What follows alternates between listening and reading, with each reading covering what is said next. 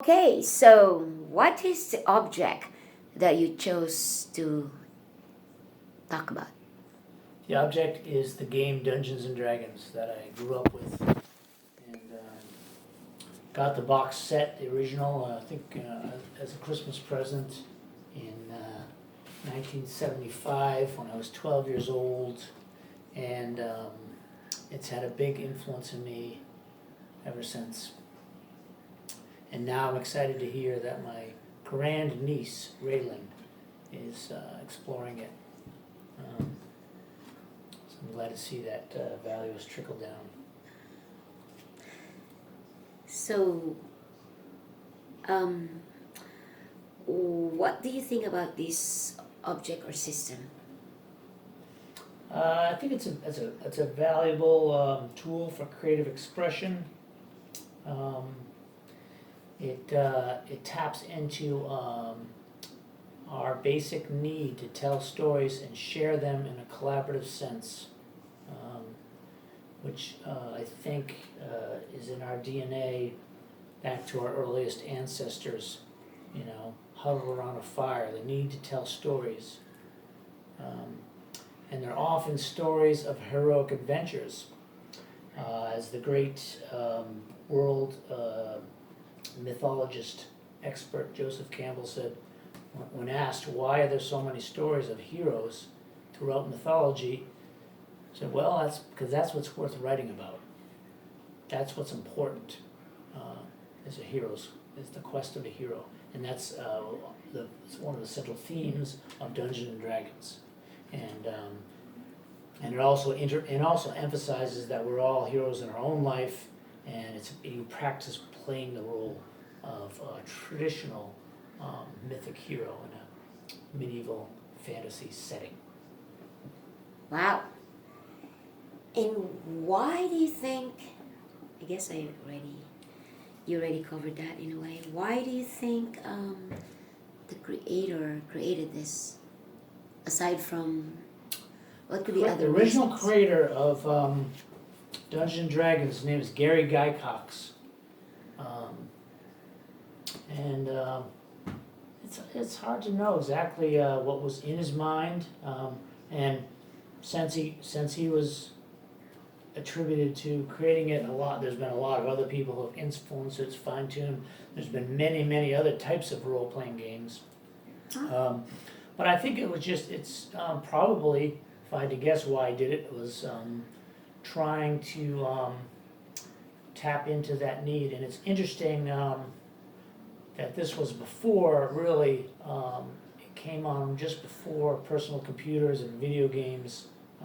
It was? Yeah. Oh, definitely, right. Yeah. My son used to play it. And later on, they realized it could be a game that you could use computers to enhance.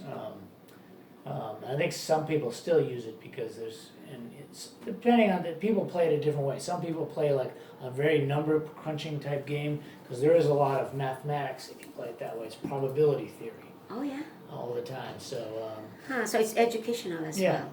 so you might say if you whatever kind of character you're playing, you might have a skill. Say you're a thief, and you have the skill of lock picking, and based on your experience, you have a 30% chance to open any lock.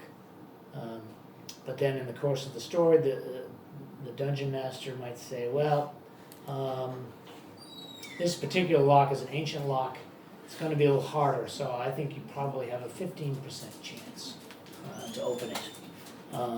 So you have to understand what 30%, what 15%. But then you could say, well, I'm wearing these ancient gloves that were once worn by an ancient thief who lived many years ago. So, all right. So maybe because you're wearing those gloves, you probably have a 20% chance. Instead of 15. So then you roll the dice in that case. So there's a randomness to it. You roll the dice and you determine. So you have two dice that could be a 100-sided die, and you need to get 30 or say 20 or below to get it. Mm-hmm. And then there's also an element of improv because the story will hinge at that moment, depending on what you roll. Uh-huh. So it forces you to sort of think, be on your toes, think on your feet. Think on your feet. Yeah, and you can't, and you've ever had the experience of being the game master, it's an interesting experience, I've had experience of both. You as the game master, you kind of lay down the adventure that the characters are gonna encounter.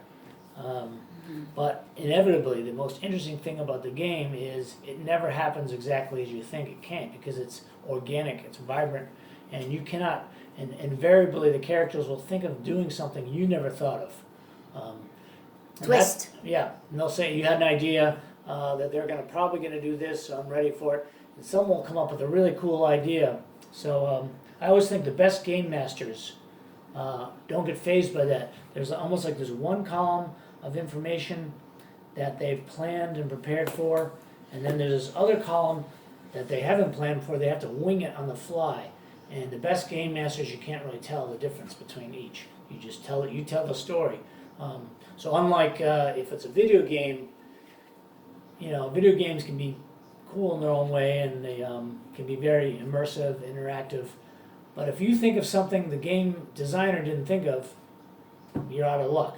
He's like, oh, well, I'd like to do this, and the game master doesn't give you that. That option. Yeah, they don't give you that option.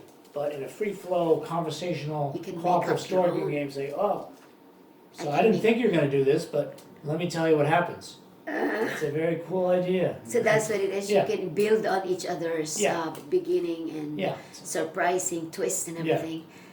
People who like acting and improv Right. like it for that reason. Yeah, Um, it reminds me of like students sitting in a circle and just say a word and then we'll build on that and we can Yeah. write a story kind of game. Yeah. That's pretty cool. And so, thank you for talking about that design. Is that? Oh, that's all I need. No,